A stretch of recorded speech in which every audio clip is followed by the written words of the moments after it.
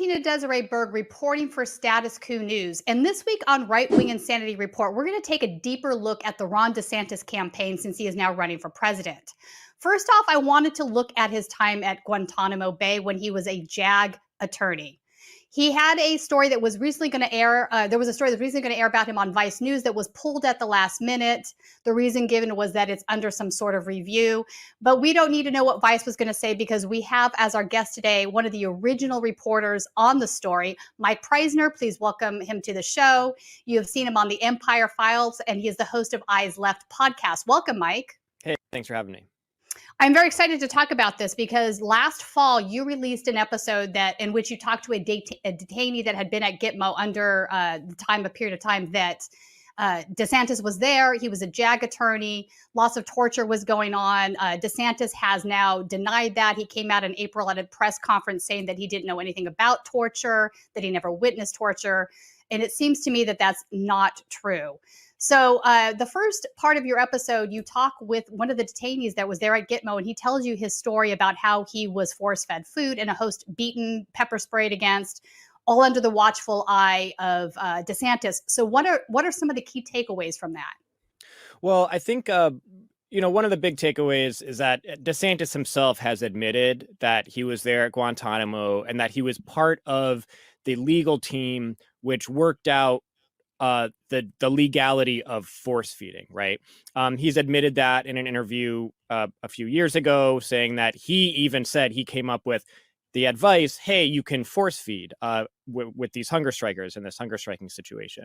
The thing that I think nobody has picked up on with that admission, that DeSantis as a JAG lawyer was part of a legal team that was overseeing and actually giving the legal rubber stamp to force feed, is that force feeding was already taking place for years prior to Ron DeSantis' arrival as a so-called human rights attorney at Guantanamo Bay. But as the detainees I spoke to, Mansour Adayfi, the one who helped me break the story, and two others subsequently, they say that force feeding occurred regularly at Guantanamo for the hunger strikers, but it was very different. It was, it was more of it was still painful and still torture, but it was also mainly a medical procedure, and that's how they described it. When DeSantis came in, and this hunger strike had been, very successfully carrying on, the force feeding prior, everyone could endure it. So Mansour and the other hunger strikers, they were like, yeah, force feed us. We don't care. We're gonna keep hunger striking. And this, of course, was a big problem for the Bush administration on the international stage, because a lot of attention was on torture at Guantanamo Bay and all the innocent people at Guantanamo Bay. So DeSantis comes in. Of course, he was a low-level officer, which is his defense, but as part of the legal team, said to the Guantanamo administrators, advising them on how to break the strike, quote unquote, legally. So how can we bend the law, be within the bounds of the law, but actually crush the resolve of these hunger strikers? And so when DeSantis says he suggested, hey, you can force feed these people, they were already force feeding. What changed when DeSantis arrived was that they used force feeding as the cover for more torture. So they changed a lot of things about the force feeding. Instead of them, laying on a cot, they were put in a chair, almost like an electric chair that had straps from head to toe all over their bodies. Instead of a normal feeding tube, which you would get in the hospital, if you needed to have a feeding tube put up your nose, they used an unnecessarily extremely thick tube with a metal tip added to the front, so you'd just be gushing in blood when they shoved it up your nose. They went from feeding just enough to be able to keep someone in quote unquote good health from being on a hunger strike, to force feeding them over and over again all day with excessive amounts of Ensure. So before it was you're going for your force feeding, whatever, every couple days, every day or something. Then they changed it to, we're going to do it all day long. They, supposedly added, according to those people I spoke to, they added diuretics and other things to the Ensure. And so you would just be defecating all over yourself, vomiting all over yourself, covered in blood. Beatings would occur through the course of the force feeding as well. So it went from a practice that was tolerable to the hunger strikers, and there were a lot of hunger strikers, and all of them could tolerate the prior force feeding, to the DeSantis era force feeding, which was so brutal, the hunger strikers could not endure it, and it crushed the hunger strike very quickly. And so not only was DeSantis, do we know that he was part of the team that gave that legal framework to increase torture without scrutiny, We also know that he was present for these incidents as a legal observer and in the official capacity as a human rights lawyer. So we know from Mansour Adayfi, and we know from another detainee I spoke to recently, who's anonymous, that DeSantis was in the room when they were being brutally tortured, and of course, seemed to revel in it as well. And so the other part to that story I think is important is that when DeSantis first arrived, he introduced himself to all the detainees and said, prior to DeSantis showing up, there was no human rights lawyer that was there. Yeah, he was the first JAG guy, right? The first JAG. He was part of a team, but he was the first that went to the detainees and said, I am here to make sure you're being treated humanely. This is my job. And so initially all the detainees liked that he was there and are like, all right, great. Finally, somebody's going to listen to what we're saying. Finally, our hunger strike is getting somewhere. There's this lawyer who's here to hear our concerns and to help us get them be addressed and nix the stuff that's outside of the bounds of international law, which quite a bit of it was. And then I was told by the detainees I interviewed that that was just a trick. He made these people think that he was there to advocate for them, heard all of their demands, and then all the things that they complained about was making it life difficult for them. He then reported it to the camp administrators, who then multiplied those things to make life much more difficult. So, for example, if a detainee complained to DeSantis, they're giving us meat and we don't eat meat because we're halal and Muslims and then so DeSantis would say, okay, that's a legitimate demand. Bring it back to the camp administrators, who would then grind up the meat and put it in all of the food. So if they wanted to eat anything, they would have to violate the religion, which is, of course, illegal. So things like that. I mean, it was just he was there undercover to increase torture in many ways, not just the force feeding, but of course the force feeding was the most brutal. Right. I remember Mansour mentioned in the interview that at one point they were saying they were suffering from sleep deprivation. There was vacuums, fans, that they were running these machines all night long, and it was depriving them of sleep. And then after they complained about this to DeSantis, the sound actually got worse and more intense. Yeah, they brought in more noisemakers and everything. Yeah. So, I mean, it really comes across as DeSantis was there. He gets their trust as, I'm a human rights observer. I'm a legal observer. So that's why I'm here. Tell me what's going on. And that he basically used that those things to hurt them even more. He found out what was hurting the detainees the most and was able to amplify that hurt by 10, which... Yeah. What was the point of that is what I want to understand. Like one of these guys I know was a teenager during his time there at Gitmo. Like it seems to me that a lot of these folks had got sucked up into this massive sweep and they were being called terrorists, even though they had nothing to do with terrorism. And because the correct answers weren't coming up that Bush wanted that at that time, that this was their way of handling it. Yeah, well, when you have the CIA offering $20,000 to $50,000 a head for quote unquote for people affiliated with Al Qaeda, of course, you have a lot of Pakistani private militaries and mercenaries and militias and stuff. You would just pick people up they don't like and say, hey, this guy's Al Qaeda, give me my $50,000. It was a very lucrative business for a lot of corrupt people in Pakistan and Afghanistan.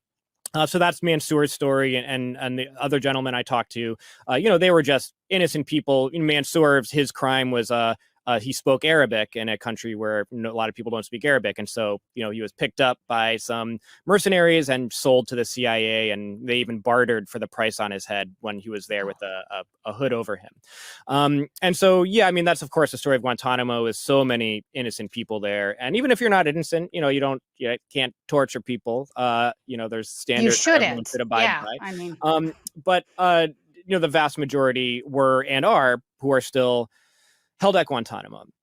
I forgot where we were going with this. What was your question? Well, I was wondering, like it seems to me that he knowingly lied to these prisoners to get them, and that most of these people were innocent. And I guess what I'm getting at is it seems to me that DeSantis has no moral compulsion whatsoever. Sure. If he had empathy, a commitment to, just any sort of human feeling, he wouldn't do that. I mean, this is a pretty monstrous thing to do.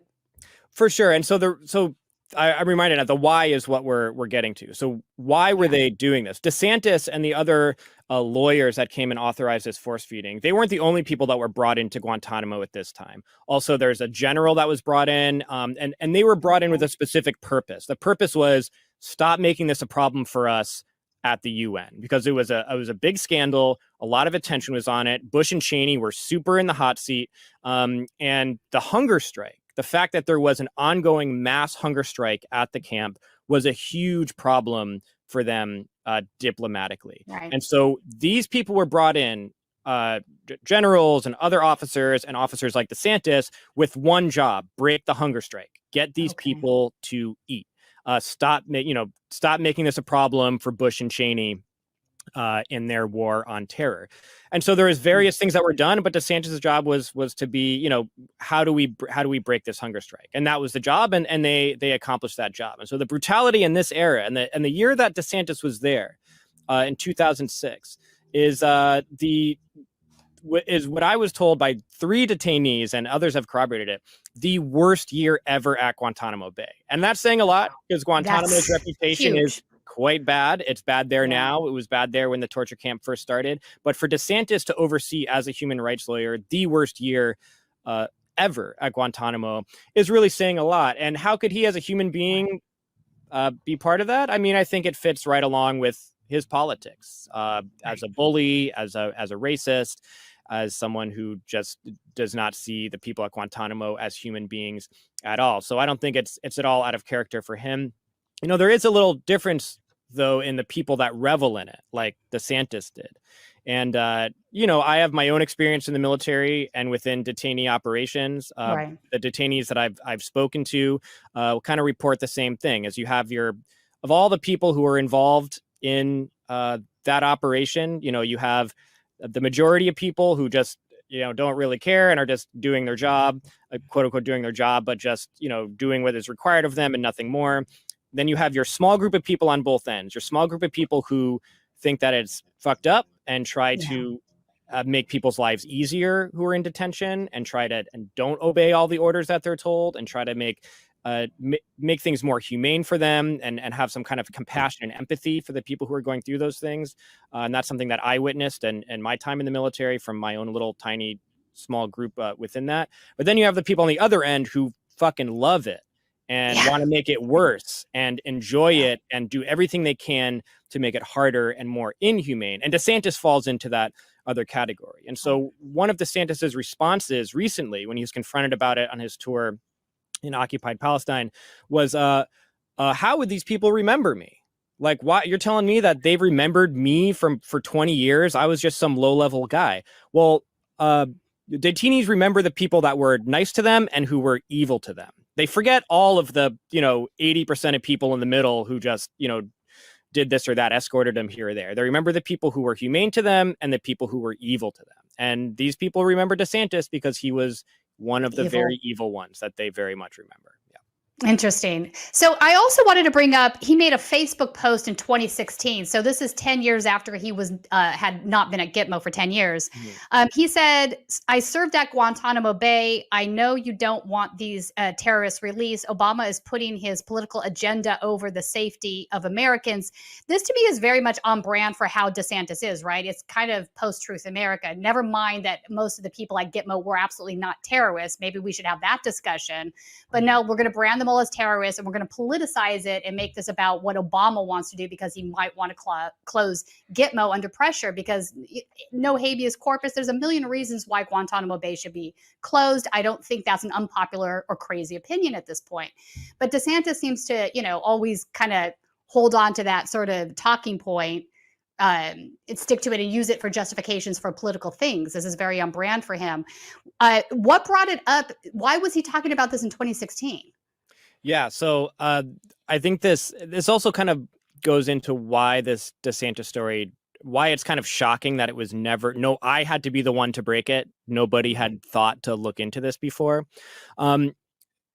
Guantanamo used to be a huge international and domestic scandal for Washington. I mean, when Bush was in office, it was a big deal. Obama had to campaign on promising to close Guantanamo Bay. It was a campaign promise when he ran for president against a slew of other Democrats.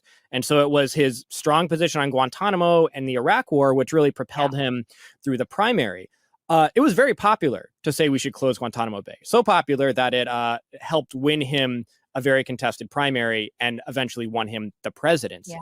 Of course, when he get into office, that all of that starts to get walked back, and the big important promises like that start to go away. But the fact that there was still pressure on him to do it before he got out of office in his second term, it meant that it still was a scandal in some way. So he tried to paper it over by banning certain forms of torture and whatever, but he failed to close the torture camp. And so when he was considering it being closed, or there's pressure on him to close it, DeSantis was one of the people that was putting pressure to not close it. Of course, there was a lot of people like him. But since then, and even then, I mean, there wasn't enough pressure for him to close it. He didn't close it. And now it's kind of a forgotten thing. I mean, I think that many people may have been, or the broader public may have been satisfied with, oh, well, he outlawed waterboarding and whatever. So Guantanamo no longer is a scandal for the United States or for Washington, even though it's still a crime that it's there. It doesn't have the same kind of attention, and that's what initially turned me on to this story, is that what DeSantis, who's been a public figure for many, many years as a congressman and then as a governor, every article that I would find about him would reference he was in Guantanamo this year and Fallujah this year, and that's his military record. He was in Guantanamo at its worst year and Fallujah at its worst year as a human rights lawyer. And so to be a human rights authority in two of the most legally problematic moments of the Bush administration, it seemed like it's something that needed to be looked into, and no media had looked into it at all. And I think that just says something about how people have forgotten about Guantanamo, the crimes that took place there and continue to take place there today. Indeed. So after he left Guantanamo, he did go to Fallujah and was a human rights or a JAG advocate there. You also interviewed a special ops soldier that had been working in that area under his jurisdiction while he was a JAG attorney there. What were some of the takeaways from that?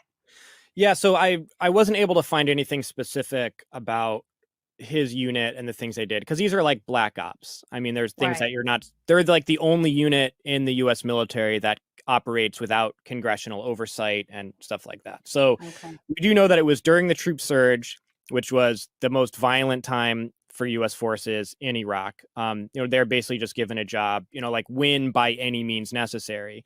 I just interviewed a special forces soldier on my show a couple of weeks ago who says that, when you get deployed, you're told your job is to stack bodies, quote unquote, stack bodies. Like that's your job as a Green Beret and Navy SEAL and stuff like that. And so this was DeSantis's like promotion after Guantanamo. Prior to Guantanamo, DeSantis did really nothing interesting as a JAG officer. I mean, he often gets mocked for, his military resume, just having that he was like the urinalysis coordinator. So like he was the guy like who had to make sure people peed in a cup and pass their drug test and stuff. So he had a very boring JAG resume prior to Guantanamo.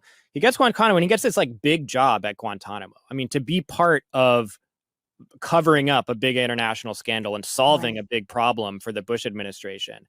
And then he gets this other big assignment, is to go do the same thing, be the human rights lawyer to make sure detainees are not being abused in the most violent region of Iraq during the time where the U.S. was like on the verge of losing the war, and they were brought in to be like win the war by any means. So it's another scandal for the Bush administration that he had to go and kind of clean up. And so we don't know what happened there. I think that there's something there for someone to look into who has sources there, but we can assume safely that based on what we know about him at Guantanamo, he was probably not looking out for the best interests of detainees who were picked up even more in the, at Guantanamo, at least there's some kind of oversight internally. If you're picked up in a raid by special operations people in Iraq, who knows what happens to you? There's probably a lot of bodies in the ground of people who were picked up in that way, tortured, and then shot in the back of the head and buried by those special operations soldiers in an unmarked grave in Iraq somewhere. So we can kind of imagine whatever DeSantis was part of, it was not good, and I'm sure there is some legally dubious things that he was part of there. Because why was he picked for that job in the first place? He did what they wanted in Guantanamo, and then he got a similar assignment during the troop surge. Do you get the feeling that's why he's trying to distance himself from his military career? Because it seems to me that most Republican candidates are proud of having military service, right? That's something you would want to amplify and be proud about. But you're right. He always sort of diminishes, and he certainly doesn't talk about these aspects unless he's confronted with it. Do you Yeah. think it's because he's trying to distance himself? No, he always brought up Guantanamo in his Okay. campaigning, and he always brought up Guantanamo until our story broke. He always bragged about it. He was always like, I was served at Guantanamo. And Okay. it was in every single thing. I served in Guantanamo and Fallujah. It was in every email, it was every campaign announced. It was I just, see. he totally leaned on it. When our story got picked up, and of course it didn't get picked up for many months, it just exists as a podcast. Harper's Magazine picked it up, and then the Right. mainstream media took hold of it. And then a lot of articles were written about it. Ever since that happened, he even dropped it from it's not on his website anymore, and his campaign announcement email when he officially Yeah, I announced noticed that. the That's why I was president, wondering. he Okay. removed it, and he and everything prior had it. So he's obviously, and also when he's been questioned about it, the few times he's been questioned about it, he doesn't handle it very well. Since the accusations came out, he hasn't handled it very well. So he's obviously, Okay. and why is that, right? Because Trump would just be like, Trump campaigned in 2016 on torturing people. Like, he was like, we're too nice to terrorists. Like, we should torture them. We should execute them. We should cut their heads off. Like, he said all these things. We should execute them with bullets dipped in pig's blood. Like, Trump was like, yes, torture more. Like, these Democrats are weak on terrorists. So why isn't DeSantis taking that same approach, being like, yeah, I'd crush the terrorists' act of jihad, which he called the hunger strike. And I think maybe it's because he's a lawyer and he knows that admitting to being part of what he was a part of could bring him some legal problems. I mean, I don't expect that any administrator at Guantanamo or torturer at Guantanamo is going to be held accountable for anything. But I think the fact that he's not, kind of using this in the way that Trump would maybe speaks more to his own knowledge of his own guilt in this situation. Indeed. So let me ask you this. Speaking of war crimes, I know that the way he handled upping the force feeding using the bigger tubes with the metal tip, doing it 5 times a day, adding diuretics, all of these things are definitely would qualify, I think, as breaking international law. Does anything DeSantis did, could it possibly qualify as a war crime? Sure. I mean, the UN, I think there was a Human Rights Commission around the time that this was happening that concluded that the use of force feeding at Guantanamo specifically is a form of torture. So yeah, of course, his participation in that and maybe other things, the fact that he was present for them as a human rights lawyer with the responsibility to make sure that these laws were not violated, yet he was there just watching them and laughing at them, according to Mansour, would make him culpable. But, realistically, no U.S. official, especially a former lieutenant, is ever going to be charged internationally with anything like that. The U.S. would never allow it, and no country would dare to even try to bring charges. But I don't think that's ever going to happen. But it is important. It is important for this to be known about him, because it speaks a lot to who he is, and especially the worst moments of the Bush administration, he was a very gleeful participant in and helped cover them up. And so I think that, that alone says a lot about the kind of person he is and the kind of president he would be. So even though there's, of course, would be no legal repercussions for what he's done, I think it's very noteworthy, and he knows that too. And that's why he's running away from it. Indeed. So I wanted to ask you, so you have a second episode now in which you've spoke to 2 other detainees. I understand that they don't want their faces or their names out there. But you definitely know who they are. Let me ask you this. What were some of the new revelations that we didn't hear about in the first episode with Mansour? Yeah, so that you can find on the Eyes Left podcast. Okay. Wherever you stream. It's a newer episode. I talked to 2. One is open. It does give his name. He wasn't a hunger striker though, so he just could corroborate that DeSantis came, said he was there to advocate for their human rights, and then didn't and did the opposite. But I did interview another person other than Mansour that was tortured when DeSantis was present. He went into a lot less detail, but he said that he was beaten and bloody so bad from the nasal feeding that he was completely covered. His clothes and the floor was just like a pool of blood. And that's the torture session that DeSantis was present for. And he says, quote, DeSantis was looking at me like I was an animal as he was completely covered in blood with blood on the floor. So that's another, to have that corroboration that he was present during, some pretty shocking acts, I think was important for the corroboration for Mansour's story, because one of the things that's been used to discredit Mansour, and DeSantis has said this himself, is this is just one guy looking for attention, so you can't trust him. Well, now there's 3 people and a second person who was directly tortured in the presence of Ron DeSantis. And so, but that hasn't been picked up by anybody. The other person I interviewed, who was also interviewed by the Washington Post, who wasn't directly tortured with DeSantis there, but the detainee I interviewed, who was anonymous, who corroborated the torture allegations, no media. Actually, this show will be the first time any other media, including alt media, is reporting that, other than our podcast. Well, I'm glad that we are the first. Hopefully others will listen to the story. This is really important information, Mike. Here you have a guy that's running for president that could very well win the Republican primary, I think. And obviously all of these things kind of showcase some sort of psychopathy that's going on. To laugh at people being tortured, to come to them with this idea that I'm being empathetic towards you, I want to hear what's going wrong here and maybe help you out, and then to turn around and offer that information up to use against you. That's pretty crazy. Let me ask you this as a final question. What would your main concerns, knowing what you know about DeSantis and what he did during his time in the military, what would be your main concerns about him being the president?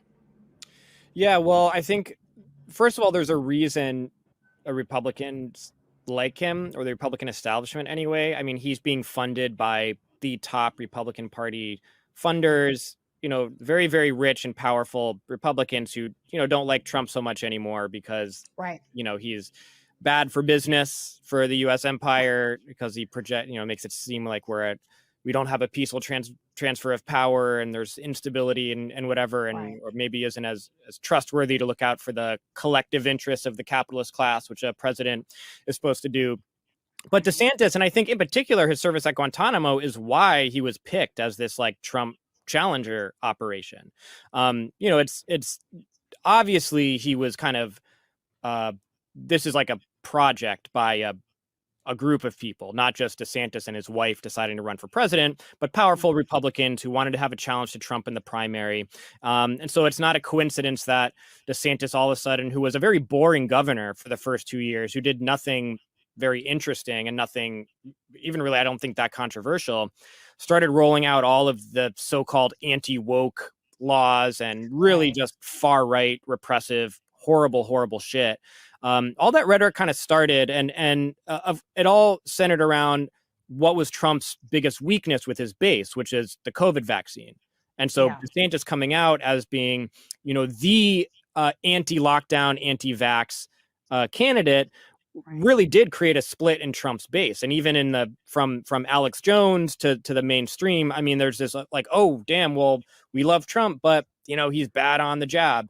So DeSantis was very strategic what DeSantis was able to do, but DeSantis is a trustworthy guy to the establishment.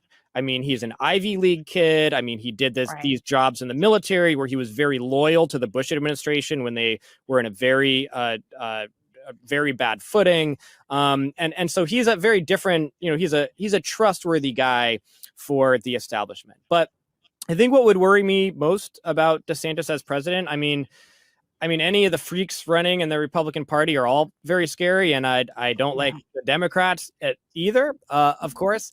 But I think one of the most alarming things about DeSantis right now is he is very much making it a point to destroy and attack any expression of progressivism in this country, and even said in an interview after announcing for president that he would totally destroy leftism in this country. So, what does that mean? I mean, the laws that he's implemented in Florida are completely, mind-boggling. I mean, like the ban, especially for Black people, for trans people, for LGBT people, for women, for leftists, for activists, people who want to be able to exercise their right to protest within their constitutionally afforded rights. All of these groups of people are very much in danger legally from DeSantis coming in. And looking at the pace things have changed in Florida and how scary it's gotten. And I'm from Florida, and my most of my family lives in Florida, and it's scary for all of them. And it's it's also personal for me.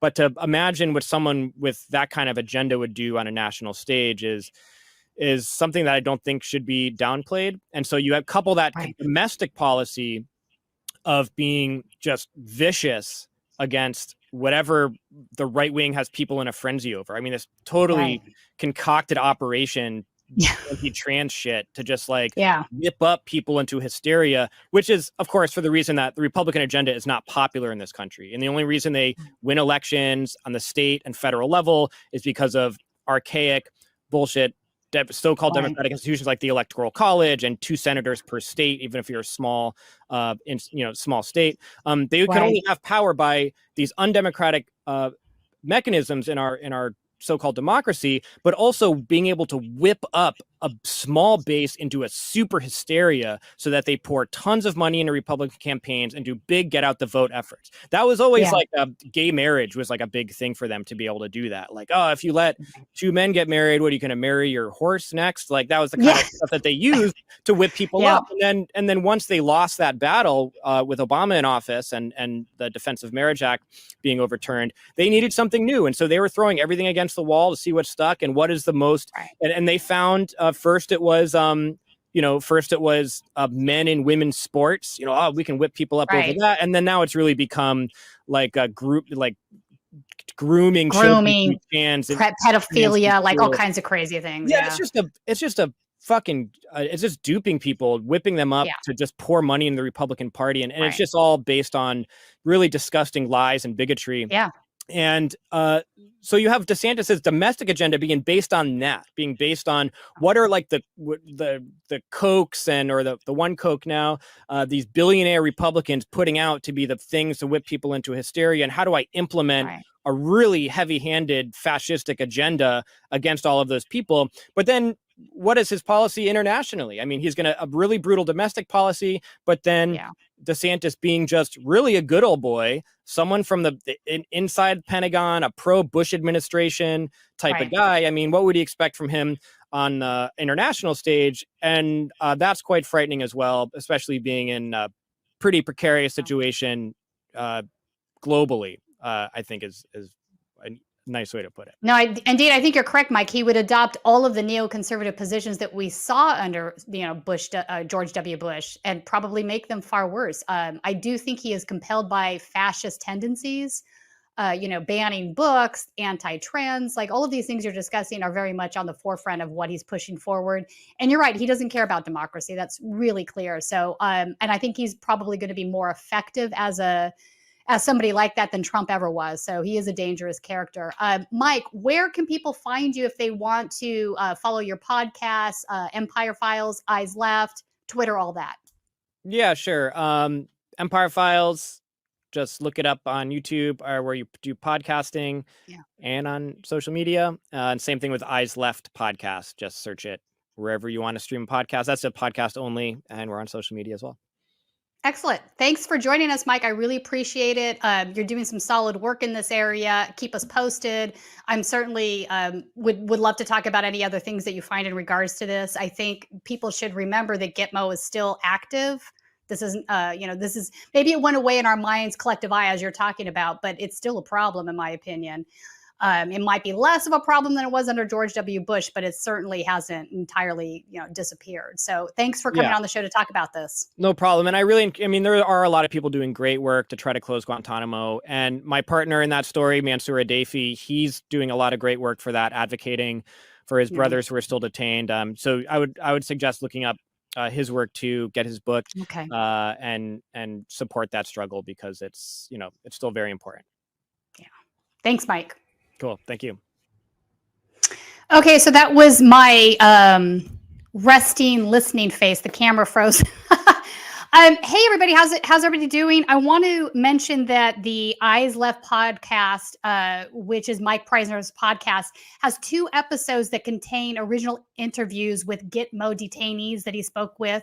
and also a soldier that was there in Fallujah when DeSantis was there. I highly, highly recommend that you go back to the original source on this and listen to these interviews. It really kind of frames up what a dangerous guy DeSantis is.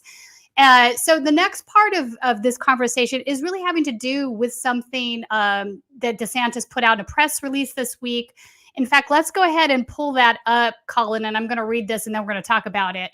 Governor DeSantis announces nationwide coalition of sheriffs fighting back against the Biden border crisis.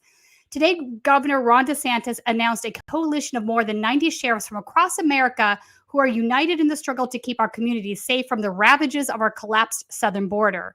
2 weeks ago, Governor DeSantis held a roundtable discussion in Cochise County, Arizona, with sheriffs from Arizona, New Mexico, Texas, Georgia, and Idaho, as well as other public safety officials. The group discussed the devastating effects of the federal government's failure to secure our border and committed to working together to protect American communities. While there, the governor also received a confidential briefing from border sheriffs and prosecutors who toured a portion of the southern border where the wall was both incomplete and routinely circumvented by cartels and migrants illegally entering the United States. So I want to talk about this for a second. Two things. The coalition of sheriffs that are fighting back, this group that he's talking about, a big portion of them are constitutional sheriffs. Now, we've talked about constitutional sheriffs on the show before. This is the group of sheriffs that started with the Bundy Ranch showdown.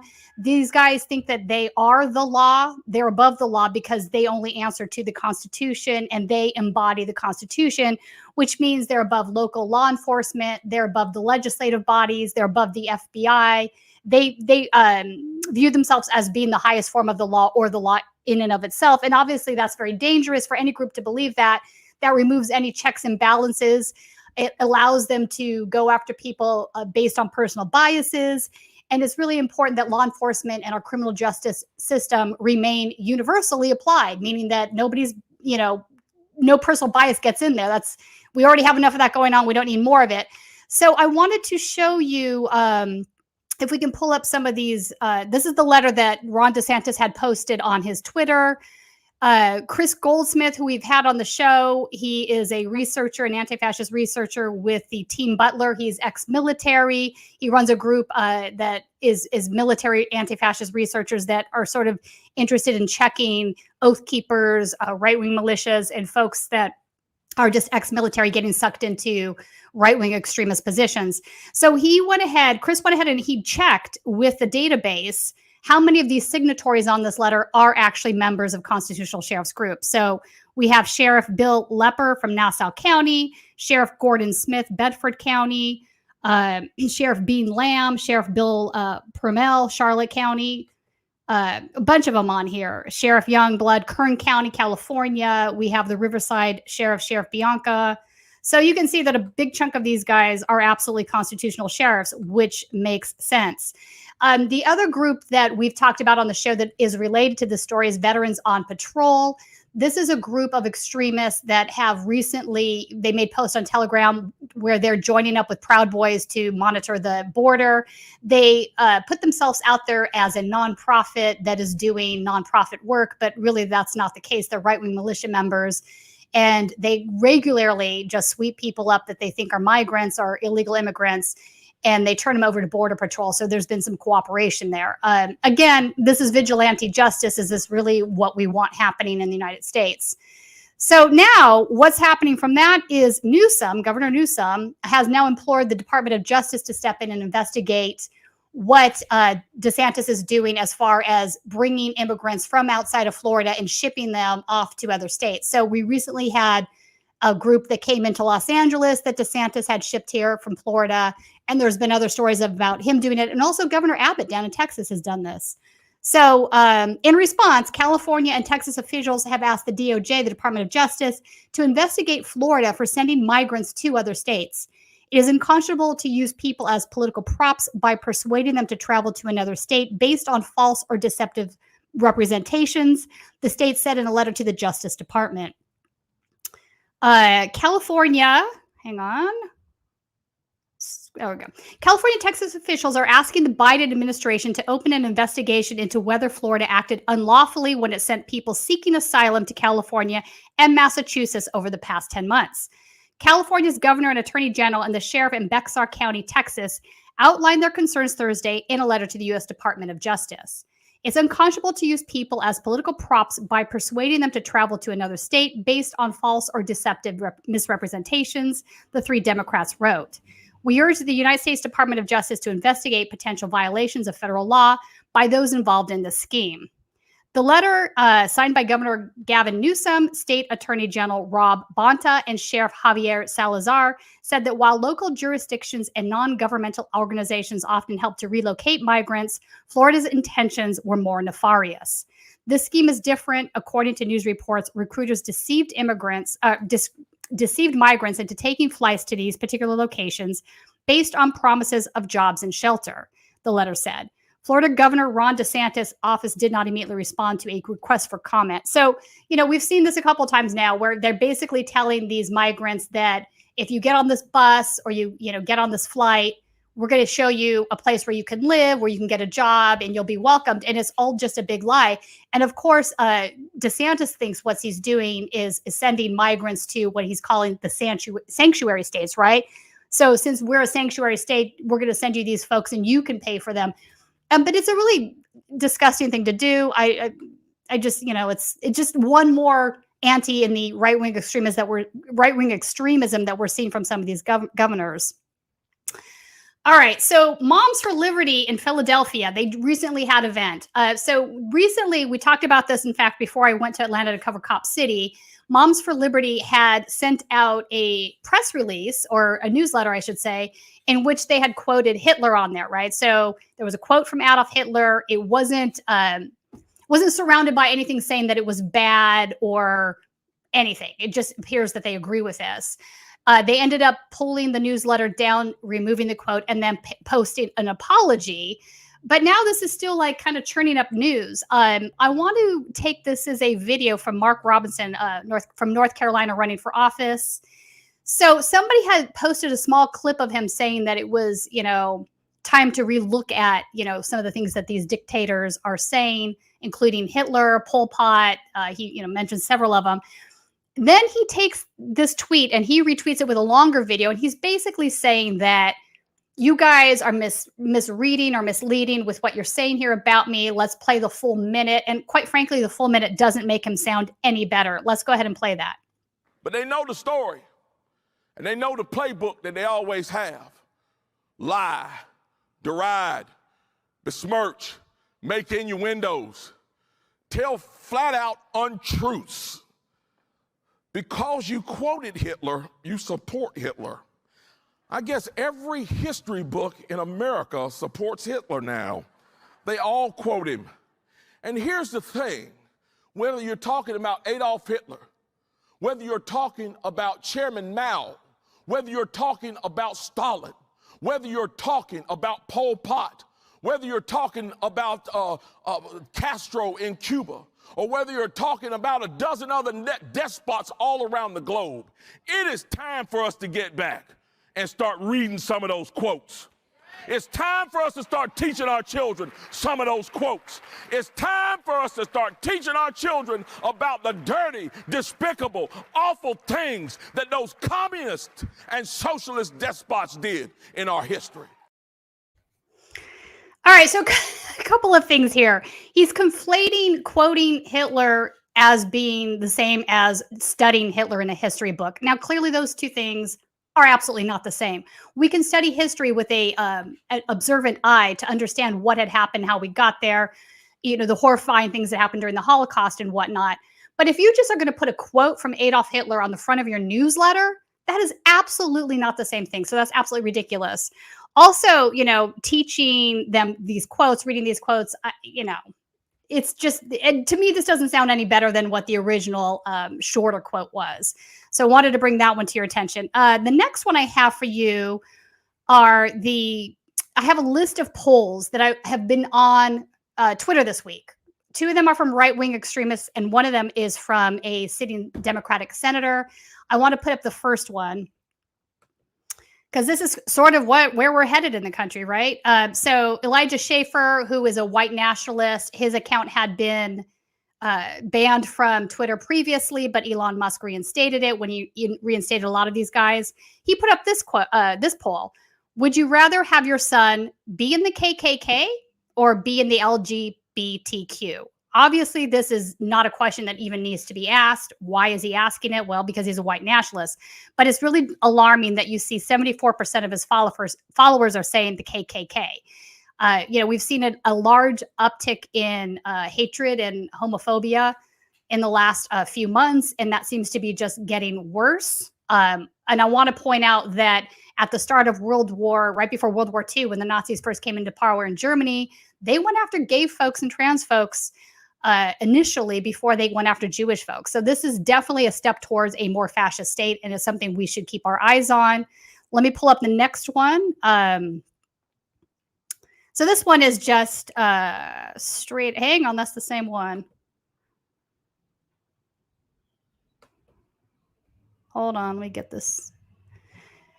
Why is my... Colin, do you have it there? Oh, you do. For some reason, my link is going back to the other one. That's really weird. All right. Live TV right now. Okay, so this is the next one. This is what I call $8 Chan, for lack of a better word. So this is obviously a white nationalist account that is paying Elon Musk for verification. There are a ton of them out there. So this one says, would you support a modern Nazi party if in power they banned gender-affirming surgeries, usury, pornography, and gay pride parades? 80% almost said yes to this. 80% of the respondents basically said, this is 9,400 votes. That's actually a lot of votes. They would support a modern Nazi party if they were homophobic, if they were anti-Semitic, and if they were against pornography, of all things. Wow, that should leave everybody pretty speechless. Obviously, his audience is going to be more attuned toward, neo-Nazi, white nationalist stuff. But that's still very disturbing. All right, so the third poll I wanted to pull up is from one Chris Murphy in Connecticut. And like we often say on the show, right-wing insanity isn't only for the Republicans. There are definitely cases of right-wing insanity coming from the Democrats, and I think this is one of them. There are a lot of social conservatives who believe in populist economic policies, and it would be a good idea to have those people a part of a Democratic left coalition and accept a bit more interim movement friction on culture issues as a consequence. I got to tell you, this is a horrifying statement to me on so many levels. I think, it's one thing if you are a white dude like Chris Murphy is, and you're not going to be affected by this interim movement friction as he's framing it on culture issues, maybe that's easy for him to say. But if you're part of a marginalized group, there should be no trade-off here, nor is it necessary. I don't think if you move right, if you move the Overton window right on social issues such as accepting LGBTQ people as part of your community, civil rights is an obvious one, anti-Semitism. If you have any sort of movement on that towards the right wing, you're not necessarily going to gain anybody benefiting your party whatsoever. I think it's nonsense that anybody actually believes that. They are never going to vote for a Democrat. Just let it go. There's no reason why also you can't move the party left on economic issues without making that kind of trade-off. It's simple. Really, we can't raise the minimum wage unless we make movement towards neo-Nazis. Chris, what are you saying here? So the good news on this particular poll is that the no was 78%. So this is an opposite response here. And he's also getting kind of dragged pretty hardcore in the comment section. But it's really, I don't know, a little bit shocking to me that he would put this out there. Of course, he can turn around and say, well, I'm just taking a poll and getting the temperature of my constituents. But I don't know, Chris, really, you shouldn't even ask this to begin with. It's nonsense. All right, next thing. So right-wing insanity roundup. These are some of the funny videos that I pulled for the week. The first one is, this is another candidate, Vivek, that is running in the Republican primary right now for president. And we've seen an increase of these guys calling for an end to birthright citizenship. And he is not excluded from this. Let's go ahead and play this clip. It was not that environment. Americans have, in a shrinking economy, we should not cut entitlements. Can I ask you about another issue? This is also something that your opponents, Ron DeSantis and Donald Trump, have called for, including DeSantis very recently, which is an end to birthright citizenship. What's your position on that? Would you end birthright citizenship? I think for a period of time, I think it's going to be necessary in this country because we have an influx of migrants across that southern border, 14,000 plus per day by some estimates crossing that southern border. That is not the rule of law. That is the abandonment of the rule of law. So if migrants are coming illegally, intentionally, to be able to establish an illegal toehold in the United States, then I think that that's something that we should not abide in this country. And we should to the say contrary, that I take you that were, issue one step even. We should say also, I mean, both of your parents are immigrants to the United States, so you would have been a beneficiary of birthright citizenship, but you now are saying you would ban that for people coming into the country. And what is the period of time for which that would be the case? For people coming into the country illegally. That's the key distinction. And people make this mistake all the time. And I think you got to be really careful when you talk about the difference between legal immigrants and illegal immigrants. One is founded on following the rule of law. The other is founded on breaking the rule of law. That might be the case, but I'm just saying that border birthright security and immigration are citizenship not the same issue. What I'm saying is that birthright citizenship, as it is currently in law, does not make that distinction between whether that person was born to someone legally or not. So you are saying that even though birthright citizenship for you was something that was in play, you would take it off the table now. And my question is also, how long would that be the case? And also, how would you do it? Would you go to Congress for a constitutional amendment? Well, actually, I've supported the 28th Amendment to the Constitution. I'll actually go one step further on this, Abby, is that I don't think someone, just because they're born in this country, even if they're a sixth-generation American, should automatically enjoy all the privileges of citizenship until they've actually earned it. So one of the things I've said is that every high school student who graduates from high school should have to pass the same civics test that every immigrant has to pass in order to become a citizen of this country.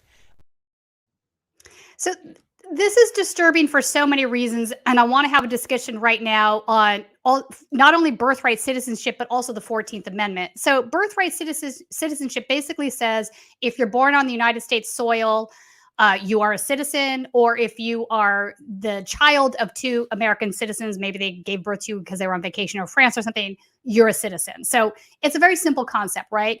Obviously, this is also extended by the 14th Amendment, but there has been a long history of right-wing extremists wanting to get rid of the 14th Amendment. We can go back to John Tanton. We've talked about him on the show a little bit. One of the things that he wanted to do was overturn the 14th Amendment. So John Tanton, Numbers USA, FAIR, these are anti-immigration nonprofits that he set up. And these are organizations that are not only against illegal immigration. In this particular video, he's kind of focused on illegal immigration. But I think the saying the quiet part out loud is that they want to end all immigration, not just the illegal kind. And in many instances, in the most extreme sets, these are the folks that are like, let's overturn the 14th Amendment. Let's also deport folks that are not white, right? So John Tanton was a white nationalist. That is the end game.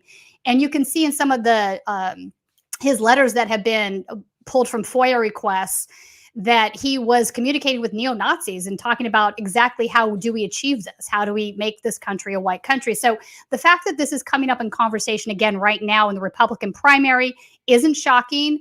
But I think it is surprising how upfront they all are about wanting to do this, right? So, 10, 15 years ago, they wouldn't have been so bold in their assertions about doing this. So, and again, this is something that all of them want to do. It's not just Vivek, it's DeSantis, it's Trump. They all want to do this, right? End birthright citizenship. Make these people work for their citizenship. I mean, that's absolutely crazy, right? If you're born in this country, now you're not a citizen. That's pretty much what they're challenging right there. I wanted to play this one because I think it's absolutely hilarious, and it has to do with the 4th of July just happening. So let's play this. Why should we ban fireworks, or why should we regulate fireworks? I mean, they're taking all the fun out of everything. And silly string, that's what you bring to the celebration. When the fireworks, when you're waiting for them to start, you do silly string and you spray in people's hair and things like that. It's in the national anthem. Do you remember? The rocket's red glare, bombs bursting in air. But what happens? then the smoke clears and we can see the flag. That's part of the whole thing. The smoke will clear, all right? The earth is not going to end because we blew off a couple of fireworks. What is this guy even talking about? So we shouldn't regulate fireworks because they're in the national anthem? Bombs bursting in air, maybe that could be dangerous. We have so many instances of folks setting their houses on fire because maybe they get fireworks that are a little bit too extreme. So just a wild thing, and I'm not sure what the silly string thing was about. Does everybody else bring silly string to their 4th of July celebration? Is that a thing? I don't know. I've never seen it. Now let's move on to, wait for it.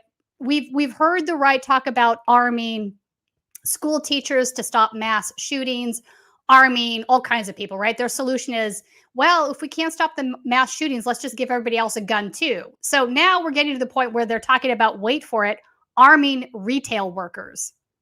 If this is legal, why can't taking that stuff away from them be legal? You should go steal it back. But Yes. it's true. I mean, if you're an hourly worker who's just trying to make an honest living, I've watched this happen in New York City, and people come in and just steal everything. It's like, what's the point? No, I actually love that idea. I think that you could, but you'd want people to kind of know what they were doing. You'd want armed people to be doing it and to do it.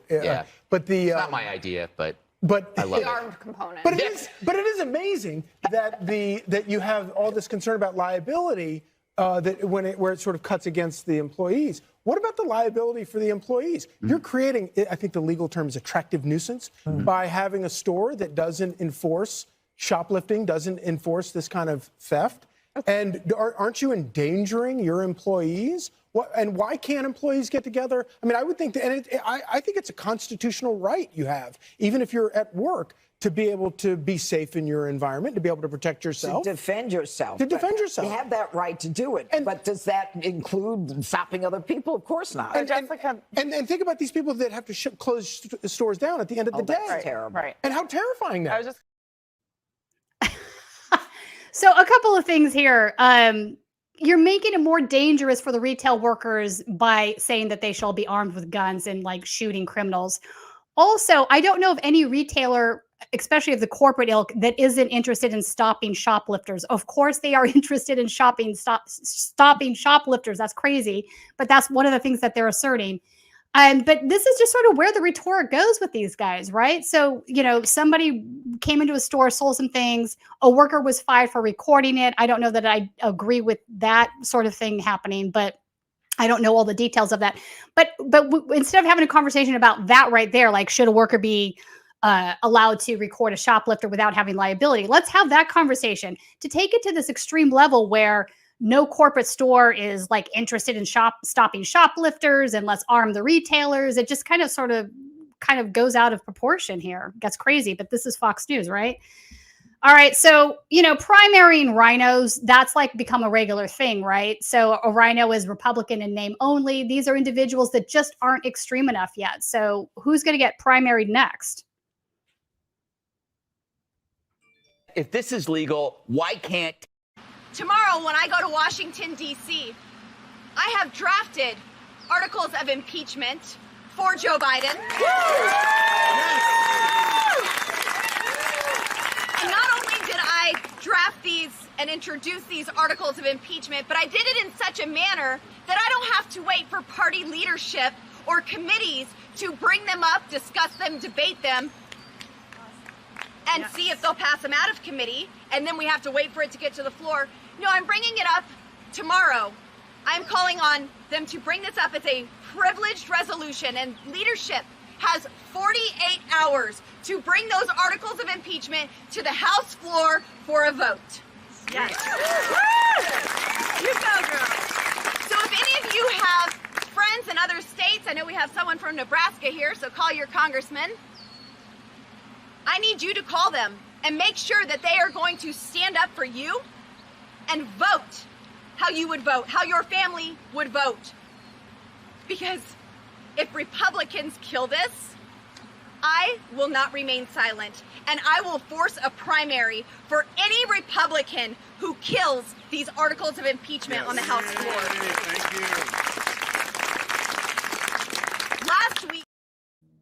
So this is in the face of her having a fight on the floor where she called Marjorie Taylor Greene a little bitch. They had competing impeachment bills going on, and Boebert was better at sort of getting behind the scenes and getting hers put forward. So there was a ruckus between the two of them. Marjorie Taylor Greene has now been kicked out of the House Freedom Caucus, which is, I'd say, the group that is the right-wing extremists, that's they're where they're all kind of coalescing. So this is coming on the heels of that. So to me, this is just Boebert is like saying, okay, so if your guy doesn't do it, we're going to primary them. But I think on many levels, she's just a grifter. Lauren is interested in upping her profile, getting more recognition. I think that's why she was fighting with Marjorie Taylor Greene over this. If the two of them, and MTG is something similar could be said of her. I think that the two of them were actually interested in doing some politics here and getting Biden impeached. They would work together and then they would whip votes, right? But instead they're having this sort of, superfluous fight on the outside, kicking one out of the Freedom Caucus. And now if anybody that doesn't support her, they're going to do this whole rhino thing. So wild stuff is happening. We have some super chats. I know I saw Fly Chomper Fly, great interview with Mike. I wanted to thank you for your donation there, your super chat. We appreciate that. Colin, was there more? Because I wasn't able to see all of them. Just the Fly Chopper Fly here. All right. So it's just a low donation day, which is fine. Everybody, thanks for joining us on Right Wing Insanity Report this week. It's good to be back in the studio. If you haven't watched all of our coverage of Cop City from last week, please do. Lots of great stuff to watch there. We're keeping an eye on that situation. One of the things I was most disturbed by is the fact that they've already started to clear cut the forest. When I was there in January, there was acres and acres of land that had trees on it. When we were there last week, a lot of it had been clear cut already. I think the interview with Jay that we did in front of that clear cut area was released today. Please check it out. And as always, subscribe and like and share. And if you're not a member, please consider becoming a member. Your member, just $5 a month, that helps us do our on the ground reporting. It costs money to go to these places and cover these things. And we are entirely funded by you guys, right? We don't take corporate donations. So whatever you can, whenever you can to support us, we appreciate that. And again, thanks for joining us today and have a fantastic weekend.